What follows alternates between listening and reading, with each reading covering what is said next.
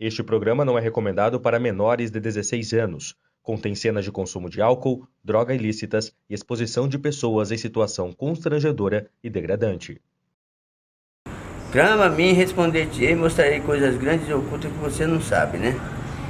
E todo aquele que pede, recebe. Então essas palavras já me conformam que eu peço mesmo. E aí ele me ouve e as pessoas podem me ajudar, vem me ajudar.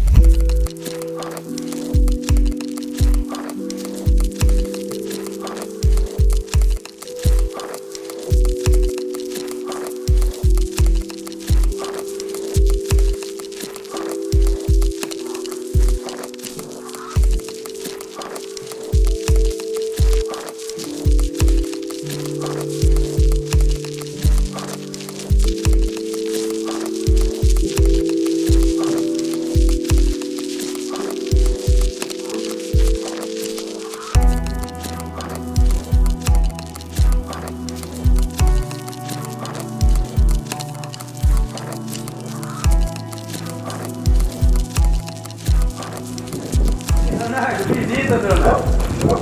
Visita, rapaz. Leonardo é um dos fundadores aqui. Eu só tô aqui porque eu vi a visão dele no começo. A luz foi ele. Ele nem parece que é tão luz assim, mas ele deu a luz pra mim, viu? Não sabemos quanto tempo nós vamos ficar assim nessa situação, né? Mas o Leonardo é um homem tranquilo, ele não incomoda ninguém, não reclama, não xinga, não berra, não esperneia. Ainda tô velho. Acho que tá mais velho que eu, viu?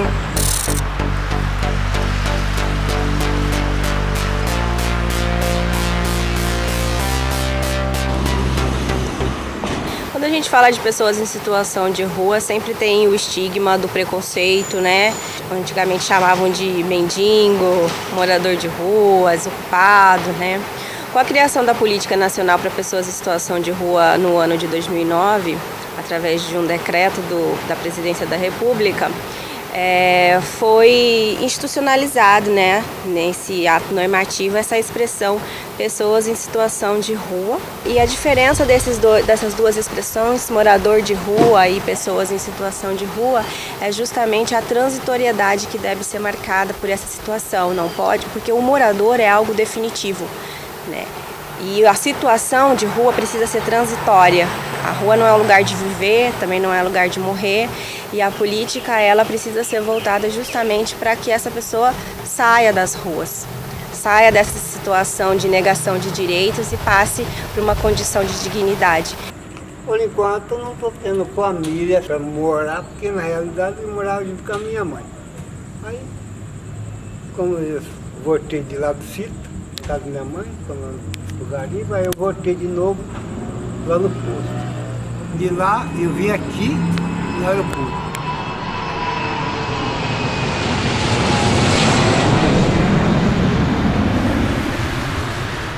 A cada 20 homens numa praça, a gente vê uma, duas mulheres, 3 mulheres no máximo, que não aceita a família do jeito que é. Na rua é livre para ir para cá, para ir para lá, senta aqui ou aquilo lá, conversa de cá, conversa de lá, bebe de cá, bebe de lá. Então lá eu faço tudo isso. Em casa eu não posso fazer, então na rua eu faço. Fui para a estação de ferro lá, em Três Lagoas.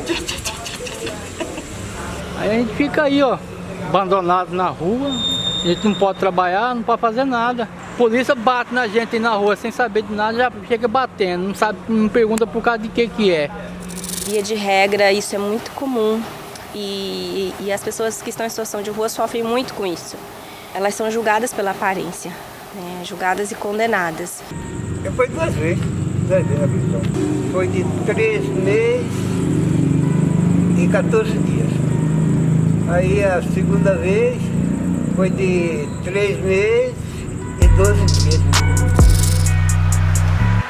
Quando eu passei aqui, eu estava vindo do Pará, Rio Maria, encontramento de Xinguara. Aí esses tempos, agora, fui aqui por rumo aqui de Barra do Garça, por Goiás, ali Aragaça, Goiânia, fui torando toda essa cidade, Aragaça, Bom Jardim do Goiás, Imporá, São Luís dos Montes Belos, Santa Bárbara. Aí que eu vim chegar em Trindade. Trindade eu passei para Goiânia, de Goiânia eu fui para Anápolis. De Anápolis eu consegui voltar devagarzinho também, foi mais ou menos 2 meses para me voltar de lá. Tem pessoas que passou por aqui que já andou o Brasil inteiro, que a pessoa não tem 40 anos, já andou o Brasil inteiro a pé, pegando carona, porque ele acha assim, eu vou para lá, o problema vai ficar. Não, o problema vai consigo na sua malinha. E agora, esses tempos agora, mais ou menos, mais umas 2, 3 semanas aí, tô querendo ir pro rumo do Pará de novo. Às vezes a pessoa ela teve um trauma muito grande na vida, se desencantou com a vida e vai para viver situação de rua. Então essa causa ela é bem diversificada. Ele é morador de rua porque ele quer ficar na rua? Não. As pessoas estão em situação de rua. Todo mundo quer ter uma casa para voltar à noite, uma família, uma cama para dormir, um banho, tomar um alimento. Uma casa de Coab resolvia meu problema, porque na verdade eu ia ter uma moradia para mim, meu sossego, minha intimidade, as minhas coisinhas, né? Que eu sou enjoado, às vezes meus colegas querem acabar com meus tempos porque acham que eu sou muito fresco. Ó. Aqui nós temos a Bíblia. Ela é ruim de ler porque é bem pequenininha, eu fico às vezes chorando para ler, mas eu leio todo dia. Na nossa casa a gente tem um espaço de privacidade, mas também não é só dar uma casa, né, como o governo federal faz, de às vezes incluir eles nos programas habitacionais, uma pequena porcentagem deve ser dedicado a esse público, mas, por exemplo, o programa Minha Casa Minha Vida, a pessoa precisa pagar uma prestação e às vezes quem está em situação de rua não tem trabalho ou condição para se manter, então perde a casa. Pois é, aqui é o meu cozinho de Toca de Jeremias. Cuido das minhas coisinhas, minha mala 007, minhas bolsas, né? Travesseiro. De boa. Esses irmãos de rua, todos que estão na rua, todos eles têm profissão. Às vezes maqueia, esconde, não quer falar, não fala a sua origem verdadeira de onde que é. A maioria deles tem, no mínimo, tem um segundo grau. Grande parte tem curso superior, tem especialização. Quantas pessoas que bebem dentro de casa? Quantas pessoas se drogam dentro de casa? Ele tem a casa dele. E a nossa casa? Hã? E a política? Não é? Não está na legislação? Não trabalha porque não quer. Tá, aparece uma vaga do emprego. Vai o morador em situação de rua que não toma banho, que ele não se alimenta, que está numa situação com uma roupa suja, rasgada, ele vai passar e conseguir a vaga? A equipe da saúde vai dentro dos albergues atender esse morador de rua. Existe também na saúde o consultório de rua que faz o atendimento para ele nas ruas, né, da cidade. Então, existe políticas públicas voltadas, agora ainda é pouco. Em Cuiabá nós temos uma equipe só, que não dá conta de atender todo o território da capital onde existem pessoas em situação de rua. Oi, mãe, tudo bom? Tá até filmando que vai estar conversando, só ver se vai ajudar a passagem a vir embora, tá bom? Só que ao você chegar aqui, você tem pra casa direto, sem conversar com ninguém. Tá bom. Sem parar com ninguém. Porque essa vai ser sua última e última chance. Disponibilizamos passagens para que eles queriam voltar para seus estados, para suas cidades. Só que eles vão, daqui uns dias, daqui de volta. Já fizemos 2 grandes mutirões para o morador de rua para fazer documentos, higienização, cortar cabelo, atendimento jurídico.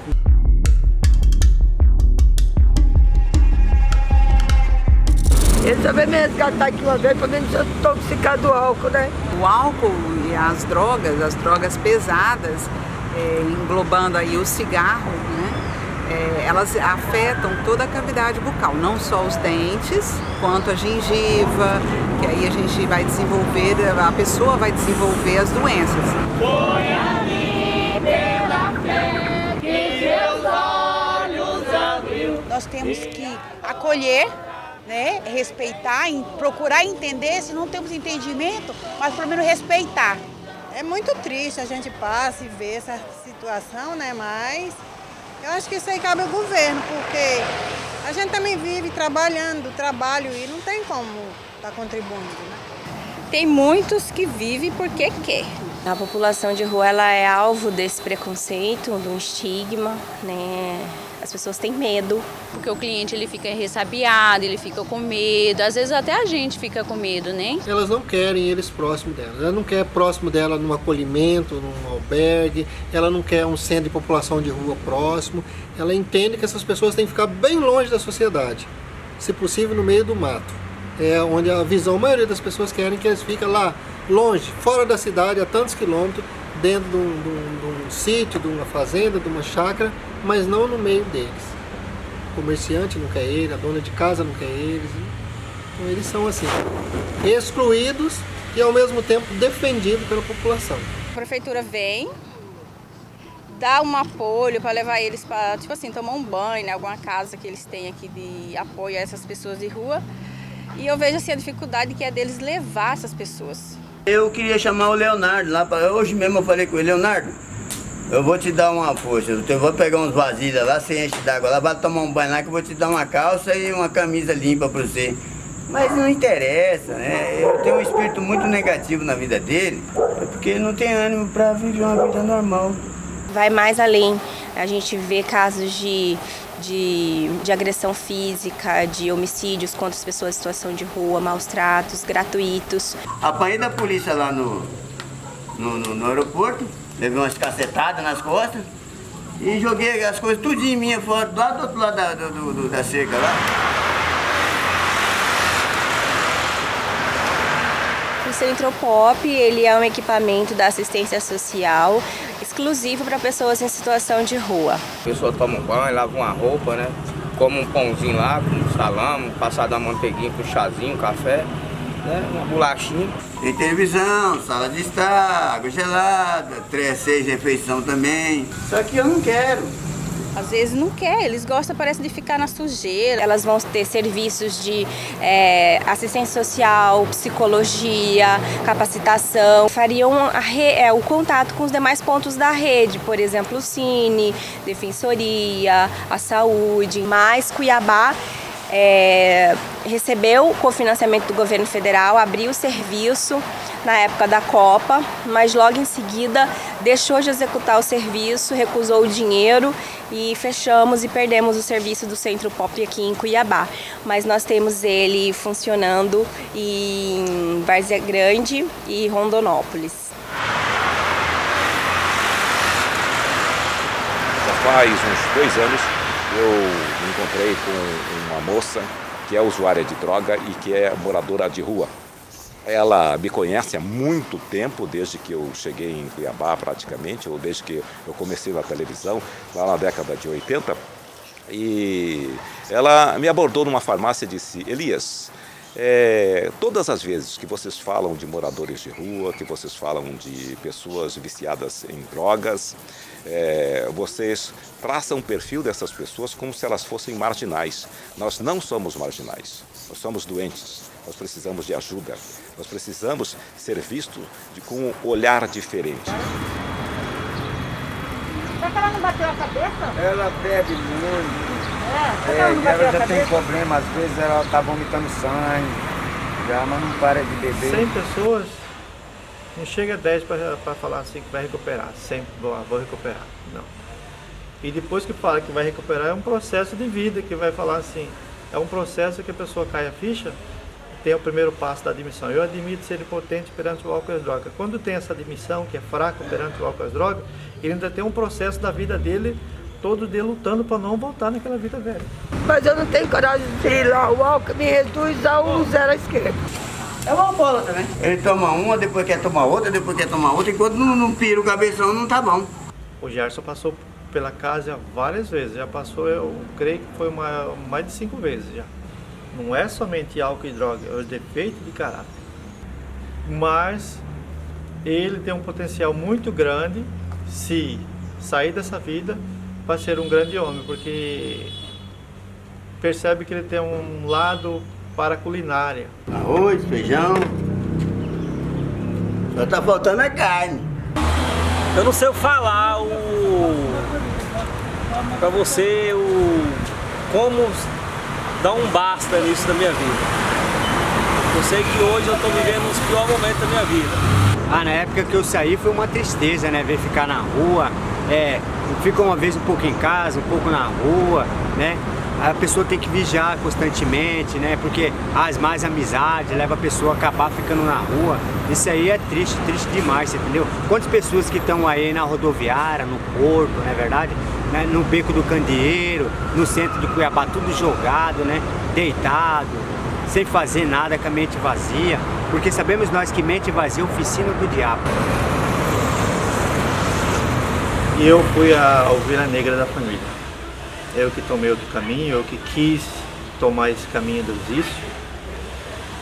Mas, graças a Deus e a fé da minha mãe, eu estou vivo ainda.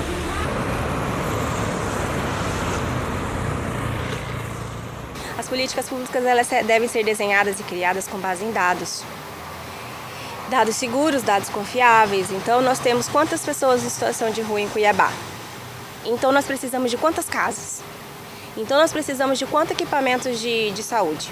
Quantas vagas nas escolas nós precisamos? Né? Nós precisamos saber. Só que a gente não tem esse dado. Né? E, como eu não tenho dado, é como se não existisse aquele problema. Então, a Defensoria Pública da União ingressou na Justiça contra o IBGE, que faz o censo demográfico do país, para que eles computassem as pessoas em situação de rua. Porque, afinal de contas, se é um censo demográfico, deveria contar todas as pessoas, né? E a Defensoria ganhou em primeira instância e o IBGE recorreu.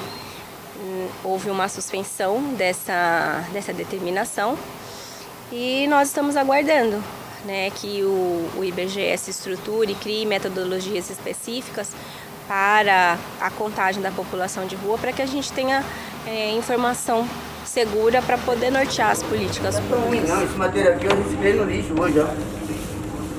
Importante que dá aqui eu comer a urra. A alimentação também é um direito social, né? Tá ligado ao mínimo existencial, ao direito de sobreviver, né? A gente precisa se alimentar. E quando a gente fala de pessoas em situação de rua, são pessoas que não têm condição de se manter por si só, né? Elas estão numa situação de vulnerabilidade máxima, de hipervulnerabilidade. E quem faz isso é a assistência social. Eles estão entregando diariamente 450 refeições. O Estado também está colaborando com 200 refeições. E depois que foi feito o acolhimento, né?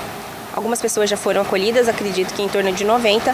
Nesse acolhimento é servido 4 refeições. O bom jornalista é aquele que se incomoda com a situação.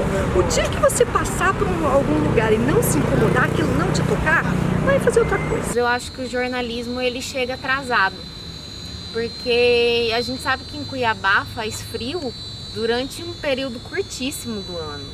Então, assim, são 4 ou 5 dias no máximo. E geralmente essas pautas chegam na redação ou a redação se atenta para essas pautas já pelo 3º ou 4º dia que está fazendo frio. Então, quer dizer, essas pessoas elas já passaram frio. A gente nem sempre pauta, raramente pauta essa questão de moradores de rua. Eu estou já há 40 anos, no ano passado eu completei 40 anos nessa profissão, tenho 60 anos de idade. O que ocorre é que no dia a dia nós estamos focados com o factual, o que acontece no momento. Corremos atrás do que está acontecendo, do que está dando o que falar aí, né? E às vezes nos preocupamos com a audiência, nos preocupamos com as visualizações dos sites e não percebemos que isso pode ser a consequência de um bom trabalho realizado. E esses assuntos, essa cidade invisível, ela fica para depois, fica para depois, fica para depois e nem sempre abordamos esses assuntos. Eu deixo um recado para você que está entrando agora na profissão, que saiba o seguinte, a notícia, aquela do caminhão que atingiu um carro de passeio e matou lá 2 pessoas, essa notícia ela está pronta. Basta você chegar lá e olhar a cena e descrever a cena. Ela está pronta, ela está escrita, ela aconteceu, ela veio para você. Agora, quando nós buscamos trabalhar temas como esse, que é a cidade invisível, que tanto eu estou dizendo, isso nos dá a possibilidade de pensarmos um pouco além de tudo isso. e pensarmos exatamente sobre o outro e trazer e de pesquisar. Isso nos dá a possibilidade de crescermos profissionalmente e sermos um pouco mais úteis enquanto jornalistas, enquanto comunicadores. As pessoas, para elas irem para a rua, para viverem essa situação, ela tem que ter um motivo. Meu pai morreu, eu tinha 2 anos e 8 meses. Ele estava voltando para casa do trabalho, ele bateu numa vaca na estrada. Com isso, a minha mãe conta que por muito tempo eu fui na janela, na cortina, para esperar o meu pai. Com isso passou 1 ano, 2 anos e ele não chegava. Me lembro na rua Quintino Bocaiúva, lá em Londrina, eu não tinha 4 anos. Eu abri o portão e saí para a rua para procurar o meu pai. Minha mãe ficou viúva muito jovem, ela tinha 24 anos. E ela casou de novo e foi morar em Rolândia, 10 quilômetros de Londrina. Mais de uma vez eu peguei a BR, saí nessa BR para ir encontrar com a minha avó em Londrina, eu queria ver minha avó. E me lembro também, para ajudar minha mãe, tudo que ela fazia eu vendia na rua, porque a minha mãe casou com um homem que não trabalhava e que judiava muito da gente. Ele batia em mim, na minha irmã mais velha que eu. E eu queria ajudar minha mãe. Saía na rua, vendendo tudo que ela fazia. E com isso, eu não queria voltar para casa. Eu me lembro como se fosse hoje, eu não tinha 6 anos. Eu saí numa avenida em Rolândia e eu dormi na rua. Mas depois o que fez eu voltar para casa foi o frio, muito frio. Paraná, naquela época, fazia menos de 1 grau. Talvez minha mãe, essa negligência, ela nem tenha percebido, porque ela também sofria muito nesse meu padrasto. Depois ela veio embora para o Mato Grosso e com isso eu continuei vendendo. Tudo que ela fazia eu continuava vendendo. Eu me lembro uma vez que uns rapazes bateram em mim na rua, roubaram meus pirulitos, roubaram o dinheiro. Então assim, nunca fumei nem cigarro, nunca usei droga, nunca bebi nada. Mas a minha vontade era de não voltar para casa, era de ficar na rua. E aí um dos motivos que eu não fiquei na rua foi o amor pela minha mãe, pela minha irmã mais velha e pela minha irmã caçula, que a minha mãe teve desse casamento. E outro motivo também era medo. Eu tinha muito medo do escuro, da rua. Tinha uma estrela que eu falava que era meu pai, que ele me seguia, que ele cuidava de mim. Tinha as nuvens, eu falava que era Deus. Isso daí eu tinha o quê? 8 anos de idade. E aí, depois disso, não fiquei na rua, graças a Deus. E eu sempre fiz o trabalho voluntário na Casa de Misericórdia de recolher essas pessoas da rua. Desde 1998, 22 anos que eu faço esse trabalho. E com essa pesquisa da faculdade, tem 2 anos o tempo dessa pesquisa, eu descobri as políticas públicas, eu descobri um outro lado, eu descobri o lado do jornalismo. Às vezes, uma palavra que você fala para uma pessoa que está na rua já é o motivo dela sair da rua. Não ter um pai não é fácil. Pai é segurança. Pai é proteção. Não é fácil não ter pai, viver sem um pai. O pai não gera, não amamenta, mas ele é a proteção, principalmente de menina. Menino também, né? Porque o pai dá exemplo, né, pro filho homem. Então meu pai fez muita falta. Muita falta. Fez e faz, né? Por isso que muitas vezes eu quis sair andando. Eu andava muito quando eu era criança. Muito. Eu andava a cidade inteira. Andava. Aquela cidade de Rolândia, eu tinha 6, 7 anos. Eu lembro cada avenida daquela, eu andando. Cada avenida.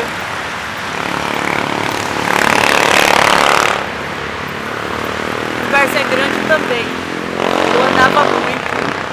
Eu andava até 11 horas da noite, meia-noite. Chegava em casa 1h da manhã. Andando na rua.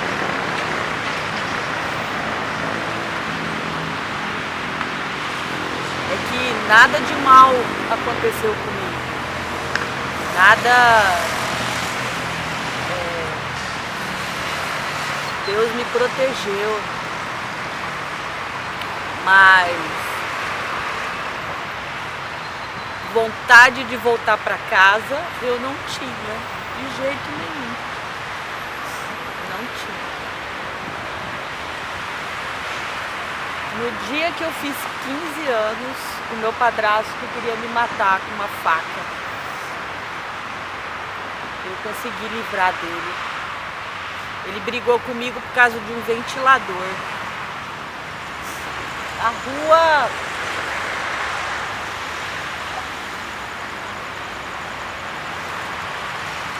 não é um lugar de viver. Meu nome é Leonardo.